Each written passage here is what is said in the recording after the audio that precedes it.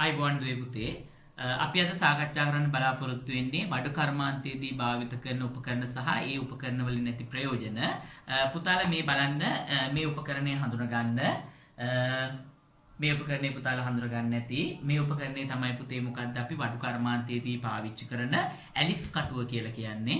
මේ උපකරණේ කරන්නේ පුතේ අපි අවශ්‍යතාවයේ මත ලී වල ඉතා සිහින් සිදුරු එහෙම නැත්නම් කුඩා සිදුරු විද ගැනීම තමයි පුතේ අපි මේ ඇලිස් කටුවෙන් කරගන්න කාර්යය. හරි ඊට පස්සේ බලන්න පුතේ ඔයගොල්ලෝ මේ උපකරණය ඔයගොල්ලෝ හැමෝම දැකලා ඇති. බලන්න මේ උපකරණය මොකක්ද කියලා හඳුනගන්න. මේක කියතක් පුතේ. හැබැයි මේකට කියත කියලා නෙමෙයි අපි කියන්නේ. මේකට මොකද්ද කියත් විවිධ වර්ගයේ කියත් තියෙනවා. දෙපැත්තෙන් අදින පට්ටල් කියත් තියෙනවා. ඊට පස්සේ බණ්ඩි කියත් කියලා තියෙනවා නේද? මේ කියතට කියන්නේ පුතේ මොකද්ද අපි අත්කියත කියලා. බඩු කර්මාන්තයේදී නැතුවම බැරි උපකරණයක්. මේ උපකරණයෙන් කරන්නේ මොකද්ද පුතේ? කුඩා ලී කැබිලි කපා ගැනීම සඳහා තමයි පුතේ මේ කියත ගන්නෙ. මොකද මේකෙන් විශාල ලීයක් කපා ගන්න බෑ. කුඩා ලී ඒ කියන්නේ වහලවල් ගහනකොට පරාල රීපෝ වගේ දේවල් කපා ගැනීම සඳහා තමයි පුතේ මේ උපකරණය පාවිච්චි කරන්නේ. එතකොට අත්කියතෙන් කරන කාර්යය මම හිතන්නේ පුතාලට පැහැදිලි ඇති. මේ උපකරණයත් පුතේ ඊට පස්සේ අපි හඳුනගමු. බලන්න මේ උපකරණය මොකක්ද කියලා. ඔව් පුතාලා හිතුවා හරි. මේ තමයි පුතේ බුරුමය. බුරුමය මේකට අපි කියනවා. මේක පුතේ ගන්නෙ මොකද්ද? ලී මත අර ඇලිස් කටුව වගේම ලී මත විවිධ ප්‍රමාණයේ සිදුරු විද ගැනීම සඳහා තමයි පුතේ මේ උපකරණය යොදාගන්නේ. එතකොට අර ඒ ඇන සමහරක් වෙලාවට ඒ දාන්න ඕන ඇනේ ප්‍රමාණය අනුව මේකට පුතේ අර කටු විවිධ ප්‍රමාණවල විවිධ ප්‍රමාණ වලින් යුක්ත කටු හයි කරලා Tamanට අවශ්‍ය ප්‍රමාණයේ සිදුරු විද ගැනීමේ හැකියාවක් තියෙනවා. එතකොට අපි මේ උපකරණය පුතේ ගන්නෙ මොකටද? ලී මත සිදුරු විද ගැනීම සඳහා. ඒ වගේම බලන්න පුතේ මේ උපකරණය ඔයගොල්ලෝ දැකලා තියෙනවද කියලා. මේ තියෙන්නේ පුතේ නියන. මේ මොකද තියෙන්නේ? නියන. පුතාලා දැකලා ඇති ලී මත කැටයම් කපලා තියෙනවා. ලී මත කැටයම් කපලා තියෙනවා. මම හිතන්නේ පුතාලා දැකලා ඇති. ගෙවල් වලත් තියෙනවා පුතේ ඔය ගෘහ භාණ්ඩ වල කැටයම් කපලා තියෙනවා. එතකොට මේ කැටයම් කපන්නේ පුතේ මොකෙන්ද? මෙන්න මේ නියන ආධාර කරගෙන. එතකොට ඒත් එක්කම පුතේ අපිට ඔය නියනත් එක්කම කතා කරන්න දෙයක් තියෙනවා පුතේ. මෙන්න මේකත් පොඩ්ඩක් ඔයගොල්ලෝ බලන්න. නියන හා බැඳිච්ච උපකරණයක් මේ තියෙන්නේ. පුතාලට මේක දන්න මෙති ඔයගොල්ලෝ කලින් දැකලා ඇති අහලා ඇති. මේ තියෙන පුතේ මොකද්ද? අතකොළුව. මේක සම්පූර්ණ ලී වලින්ම තමයි හදන්නේ. මේකට කියනවා පුතේ මොකද්ද අපි? අතකොළුව කියලා. එතකොට පුතේ මේ අතකොළුව සහ මේ නියනේ සම්බන්ධය මොකද්ද? ලී මත නියනෙන් කැටයම් කපනකොට ඒ නියනට තට්ටු කරන්නේ පුතේ මොකෙන්ද? මෙන්න මේ අතකොළුව කියන උපකරණය. නියනට තට්ටු කිරීම සඳහා තමයි පුතේ අපි අතකොළුව දාගන්නේ. නම් නියනෙන් කරන්නේ මොකද්ද? ලී මත කැටයම් කැපීම. එතකොට අතකොළුවෙන් කරන්නේ මොකද්ද? මෙන්න මේ නියනට තට්ටු කිරීම. හොඳයි. එහෙනම් පුතේ අපි ඊගාවට යනවා. පුතාලට මේක පැහැදිලි ඇති. මේකට කියනවා පුතේ මොකද්ද අපි? යතු කැටය. මොකද්ද අපි මේකට කියන්නේ? යතු කැටය කියලා කියනවා පුතේ. තව යතු කැට වර්ග කීපයක් තියෙනවා. ඒක පුතේ මේ එකක්. එතකොට පුතේ මේ තියෙන්නේ කැටයත්ත කියන එක. එතකොට මේකට අපි කියනවා සාමාන්‍යයෙන් යත්ත කියලා කියනවා පුතේ. එතකොට මේ තියෙන්නේ මොකද්ද? කැටයත්ත. මේ දෙකෙන්ම කරන්නේ එකම කාර්යයක් පුතේ. ලී සුමට කිරීම. දැන් හිතන්නකෝ දැන් අපේ ඩෙස් තියෙනවා, පුටු තියෙනවා. ඕවා කාලයකදී මීට අවුරුදු කීපයකට පෙර ගස්.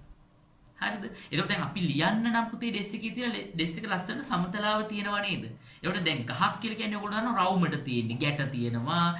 එතකොට මේ ගැට තියෙන ඒවා ගහ රවුමට තියෙන එක දැන් ලෑල්ලක් ගත්තාම ලෑල්ලේ පුතේ දැන් සමහර කලාට අර ගහෙන් පොත්තත් එක ගත්තාම පස්සේ රළු බවක් නේ තියෙන්නේ. දැන් ඒක තියන අපිට ලියන්න බෑනේ. එහෙනම් මේ ලී සුමට කරන එක ලී මතු පිට රළු බව නැති කරලා ලී සුමට කරන එක කියන්නේ සමතලා කරන එක තමයි පුතේ මේ උපකරණ දෙකෙන්ම කරන්නේ. කැටයත්ත සහ යතු කැටය කියන මේ උපකරණ දෙකෙන්ම කරන්නේ මොකද්ද? ලී මත සුමට කිරීම. ලී වල මතු පිට සුමට කිරීම තමයි පුතේ මේ යත්ත සහ නැත්නම් යතු කැටය සහ කැටයත්ත කියන දෙකම භාවිත කරන්නේ. පුතාලා ඒත් එක්කම මේකත් බලන්න. මේකත් බඩු කර්මාන්තයේ පාවිච්චි වෙන දෙයක්. මේකට කියනවා පුතේ අපි හොඳට බලන්න මේ උපකරණේ වරද්දන ඕගොල්ලෝ. මේකට අපි කියනවා වරක්කලේ කියලා. මොකද පුතේ මේකට කියන්නේ? වරක්කලේ කියලා කියනවා. වරක්කලෙන් පුතේ කරන්නේ මොකද්ද? ලී මත දැන් අපි ගෘහ භාණ්ඩ හදනකොට විවිධ හැඩතල කපා ගන්න ඕන. ඍජු රේඛා ඇඳ ගන්න ඕන, තව රවුම් හැඩේ රේඛා ඇඳ ගන්න ඕන. මේ හැඩ රේඛාවල මේ විවිධ රේඛාවලින් ඍජු රේඛාවක්. ඍජු කියන්නේ මොකද්ද? කෙලින් රේඛාවක්. රේඛාවක් කියන්නේ මොකද්ද? ඉරක්.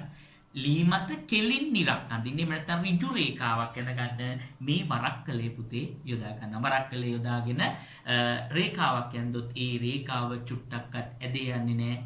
නිවරදිව කෙලින් අපිට මේක ඇඳ ගන්න අවස්ථාව ලැබෙනවා. ඒ වගේම පුතාලා බලන්න මේකත් පුතේ කර්මාන්ත කීපයකදී මේක පාවිච්චි කරනවා. කම්මල් කර්මාන්තෙත් පාවිච්චි කරනවා, වඩු කර්මාන්තෙදිත් පාවිච්චි කරනවා. මේකට තමයි පුතේ අපි කියන්නේ මොකද්ද? දඬු අඬුව කියලා. මොකද්ද මේකට අපි කියන්නේ? දඬු අඬුව. දඬු අඬුවේ කරන්නේ පුතේ යමක් සිර කරලා තබා ගන්නක. මේක අර මේ පැත්තට කරකවන්න, ඒ පැත්තට මේ පැත්තට කරකවන්න තියෙනවා පුතේ. ඒකට මේ කටවල් දෙකක් වගේ තියෙන. මේ දෙක ලං වෙනවා. අනිත් පැත්තට කරකවන්නට ඈත් කරනවා. යම්කිසි දෙයක් මේකට තියලා අපි කිමුකෝ ලී එක කැටයමක් කපා ගන්න ඕන අපිට. කැටයක් කපනවා නැත්නම් අර නියන තියලා යතු කැටයෙන් ගහනකොට පුතේ දැන් එහෙට මෙහෙට යන්න පුළුවන්. නමුත් එහෙට මෙහෙට යන්නේ නැතුව ලීය හිර කරලා තබා ගන්න අපි මෙන්න මේ දඬු අඬුව උපයෝගී කරගෙන. එහෙනම් පුතේ යම් කිසි දෙයක් නැත්නම් ලීයක් තදින් සිර කරගෙන වැඩ කිරීම සඳහා තමයි පුතේ අපි ගන්නෙ මොකද්ද? මේ දඬු අඬුව ගන්නෙ. මොකද එහෙට මෙහෙට ගියොත් ලීයෙන් වැඩ කරන්න බෑනේ. ඒකට එහෙට මෙහෙට යන්නේ නැහැ මේ දඬු අඬුවට හිර කරලා ලබා ගත්තාම. පැහැදිලිද පුතාලා හැමෝටම? හොඳයි. එහෙනම් පුතේ අපි ඊගාවට බලමු. අපි තව කර්මාන්තයක් ගැන බලමු පුතේ. ඒ තමයි දීවර කර්මාන්තය ගැන. ඒ ගැනත් අපි පොඩ්ඩක් කතා කරමු ඉක්මනින්. දීවර කර්මාන්තයේදී පුතේ භාවිත වන වැදගත්ම උපකරණයක්, මූලිකම උපකරණයක් තමයි මේ තියෙන්නේ. මොකද්ද පුතේ මේ තියෙන්නේ? මාදැල. මේ මොකද්ද පුතේ තියෙන්නේ? මාදැල. මේකේ පුතේ කරන්නේ විශාල වශයෙන් මාළු අල්ලා ගැනීම. මාදැලක් එලලා විශාල මාළු ප්‍රමාණයක් දීවරය පුතේ මොකද කරන්නේ? අල්ල ගන්නවා. එතකොට මාදැල කියන්නේ මේකට මේක කරන කාර්යය මොකද්ද? මාළු විශාල ප්‍රමාණයක් එකවර අල්ලා ගැනීමට දායක වෙනවා. ඒ වගේ පුතාලා මේක දැකලා ඇතුවේ ගමේ ගොඩේ ඉන්න කට්ටියත් මේක පාවිච්චි කරනවා. අයියලා මාමලා වගේ හවස් වරුවට එහෙම ඇලක් ගාව පාලමක් ගාව ඉඳගෙන මේ උපකරණේ පාවිච්චි කරනවා. මොකද්ද පුතේ මේකට කියන්නේ? බිලි පිත්ත. මොකද්ද මේකට කියන්නේ?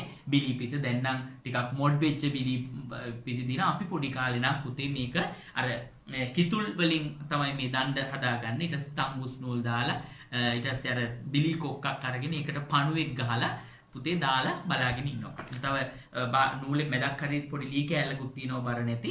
ඊට මේ බිලි කුක්කට පණුව ගහලා දැම්මහන් පස්සේ කොක්ක යට යනවා. මාළු වයනවා පුතේ මේ ගොදුර පණුවව කන්න.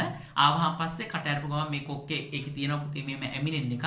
ඒක ඇමුණාන් පස්සේ මාළු ඔහොම අදිනකොට අර මං කියවර මැදක් හරිය තියෙනවා කියලා මේ ලී කෑල්ලක් වගේ සැහැල්ලු දෙයක් ගාලා ඒක මෙහෙම අර මාළුව අදින සැරේට මෙහෙට වෙනකොට මාළු බාන කෙනා දන්නවා හරි මාළුවෙක් අහුවෙලා ඒක තමයි මෙහෙම අදින්න කියලා ටක් ගාලා ඔහොම උඩට ඇදලා අරගෙන මාළුව අරගෙන ආයෙත් මේකක් ගහලා මාළුව අරගෙන ගොඩින් භාජනයකට දාලා ආයෙ පණුවෙක් ගහලා ආයෙ දානවා. හරිද? එතකොට මේකෙන් කරන්නේ මොකද්ද පුතේ? මාළු ඇල්ලීම. මේකෙන් මොකද්ද කරන්නේ පුතේ? මතක තියාගන්න මාළු ඇල්ලීම. හොඳයි. ඊට පස්සේ බලන්න මේ උපකරණය බලන්න. පුතාලා මේකක් දන්නවා පුතේ. මේ අතංගුව. මේකට මොකද්ද අපි කියන්නේ? අතංගුව. මේකිනුත් පුතේ කරන්නේ කුඩා මාළුවන් අල්ලා ගැනීම. මොකද්ද මේකින් කරන්නේ?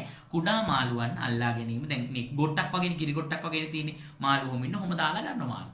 කුඩා මසුන් අල්ලා ගැනීම තමයි පුතේ මේක ගන්න. දැන් සුරතල් මත්ස්‍ය කර්මාන්තයේ දෙන කට්ටියෙන් මේක යොදා ගන්න පුළුවන්. ඉතින් අර මාළු විකුණුනේ කොයි වෙලාවෙත් ඒගොල්ලෝ. එහෙම දීවර කර්මාන්තයේ මේක යොදා ගන්නවා පුතේ.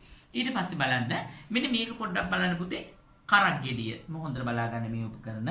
මේකට කියනවා පුතේ මොකද්ද? අපි කරක් ගෙඩිය. මේකිනුත් පුතේ කරන්නේ මොකද්ද? මාළු අල්ලා ගැනීම. ඔය උඩ කොටස පුතේ මේ කරක් ගෙඩියේ මේ උඩ තියෙන්නේ පුතේ පියනක් වගේ ඒතන හිස්ව තියෙන්නේ පුතේ. මේ කෝටු වලින් හදලා තියෙන කෝටු යට කොටසේ මේකේ මේ යට කොටසේ වගේ තියෙන්නේ. මේම නෙමෙයි පුතේ උල් කරලා තියෙන්නේ. මාළු රංචුවක් ඉන්න තැන් වලට ඕක ගිහිලි වෙලා ඔහොම ගහනවා පුතේ මාළු ඉන්න තැන්. ඊට පස්සේ මාළු කොටු වෙනවා මේ වලින් යන්න බෑ මාළුන්ට. චූටි මාළු යනවා. ඒගොල්ලන් වැඩක් නැහැ නේ කොහොමද ඉතින් යාලව ආහාරයට ගන්න බෑනේ. ඒකට ඒගොල්ලෝ යනවා මේකෙන් යන්න බැරි කට්ටිය ඉතුරු වෙනවා. ඊට පස්සේ මේක උඩින් ඔහොම අත දාලා මාළු ටික පණ පිටින්ම අරගෙන දා ගන්නවා පුතේ. පැහැදිලිද? එතකොට මේකෙන් මොකද්ද මේ කරක් ගෙඩිය මේකෙන් කරන්නේ මොකද්ද අපි මාළු අල්ලා ගැනීම. හරි. මේකත් පුතේ දැල් වර්ගයක්. මේකට කියනවා පුතේ අපි වීසි දැල කියලා. මොකද්ද කියන්නේ මේකට? විසි දැල. විසි දැල කියලා අපි පුතේ මේකට කියනවා. මේකත් පුතේ ගන්නේ අර විශාල ප්‍රමාණයෙන් මාළු අල්ල ගන්න නෙමේ තරමක් දුරට මාළු ටිකක් අපිට අල්ල ගන්න පුළුවන් පුතේ මේ විසි දැර මේ ඔරුවෙන් ගිහිල්ලා වැව මැද්දට ගිහිල්ලා ඔරුවෙන් ගිහිල්ලා තමයි පුතේ මේ දැරෙල්ල ටික වෙලාවකින් අරගෙන මාළු යම් කිසි ප්‍රමාණයක් අල්ල ගන්න පුළුවන් ගොඩාක්ම අල්ල ගන්න බැරි වුණාට. පුතාලා මේ උපකරණය දන්නවා පුතේ ඔරු පදිනවා නම් අනිවාර්යයෙන්ම මේ උපකරණය ඕන මොකද්ද මේකට අපි කියන්නේ හබල මොකටද අපට ඕන වෙන්නේ ඔරු පැදීම සඳහා. මොකටද පුතේ ගන්නෙ ඔරු පැදීම සඳහා අර වාරු ගන්න පුතේ තමයි මේ උපකරණය පාවිච්චි කරන්නේ. මොකද්ද මේක හබල. මේ බලන්න පුතේ මේක මේ ඔරුවක් තියෙන්නේ. මේ ඔරුවෙන් මොකද පුතේ කරන්නේ මාළු අල්ලා ගැනීම සඳහා තමයි මාළු අල්ලා ගැනීම සඳහා දියඹට යන්නේ මෙන්න මේ ඔරුව පාවිච්චි කරලා. බලන්න හොඳට. මෙන්න මේ උපකරණය පුතේ හොඳට හඳුනා ගන්න. පුතේ මේ තියෙන්නේ මොකද්ද? හොඳට අඳුර ගන්න දියාලුව. මේකට මොකද්ද කියන්නේ? දියාලුව. මේ කොක්කෙන් අල්ල ගන්න පුළුවන් අපි අර කෝප්පයක් අල්ල ගන්නවා වගේ. මේකෙන් කරන්නේ පුතේ ඔරුවට එන වතුර ඉවත් කිරීම. ඔරුවට වතුර පිරෙන අවස්ථාවලදී ඒ වතුර ඉවත් කර ගැනීම සඳහා තමයි පුතේ මේ දියාලුවෙන් අපි කරන්නේ. පැහැදිලිද පුතාලට? නැත්නම් ඔරුවට වතුර වැදලා ඇවිල්ලා පුතේ ඉවත් කරේ නැත්නම් ඔරුව ගිලෙන්න පුළුවන් නේ. ඒකට ඔරුවට එකතු වෙන වතුර ඉවත් කරන එක තමයි පුතේ මේ දියාලුවෙන් කරන්නේ. කෝප්පයක් වගේ හැඩලෙන් අපි අල්ලලා අර අඩිස් හරිය උල් වෙලා තියෙනවා. අරගෙන අර වතුර ආයෙත් මුහුදට වීසි කරන එක තමයි පුතේ මේකෙන් කරන්නේ. එහෙනම් මම හිතන්නේ පුතාලට පැහැදිලි ඇති. අනිවාර්යයෙන්ම මේ හැම උපකරණයකම පින්තූර එකතුවක් පුතාලා ගාව තියෙන්නම ඕන. ඒ වගේම වීඩියෝ එකෙන් පස්සේ දෙන වගුවක් දෙනවා පුතේ. වගුවේ ඒ උපකරණ වලින් දැන් මේ සාකච්ඡා කරා මම හිතන්නේ 18ක් 19ක් විතර. ඒ වලින් තියෙන ප්‍රයෝජන වීඩියෝ එක හොඳට අහලා වීඩියෝ එක අහන ගමන් මේ වීඩියෝ එක අහලා මතකයෙන් ඒ උපකරණ ඉස්සරහින් මොකද්ද ගන්නා ප්‍රයෝජනය කියලා ලියන්න ඕන. එහෙනම් සියලු දෙනාටම ආයුබෝවන්.